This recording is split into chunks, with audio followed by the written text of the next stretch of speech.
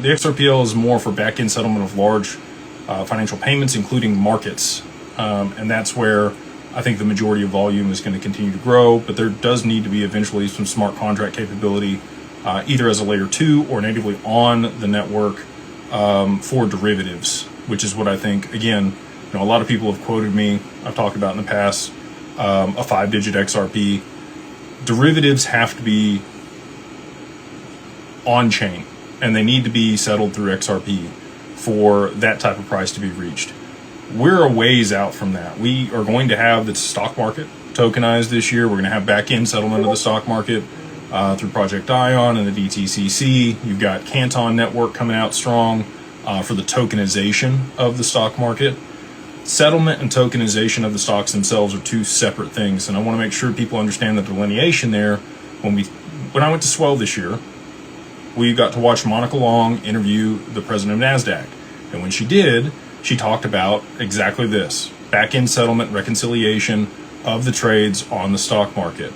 And that is the first application for distributed ledger technology that they are going to use.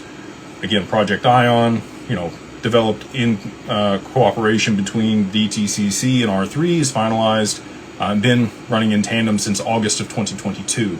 So you got a long time that's actually been working. And I do believe that that is absolutely what they're going to use to settle the back end of the stock market. You just need enough liquidity in XRP to be able to start settling those transactions.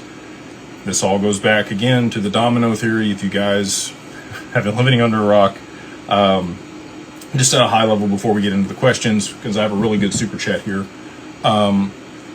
Chain of events: oil spikes, Japan raises interest rates, they rotate out of U.S. treasuries and buy their own bonds.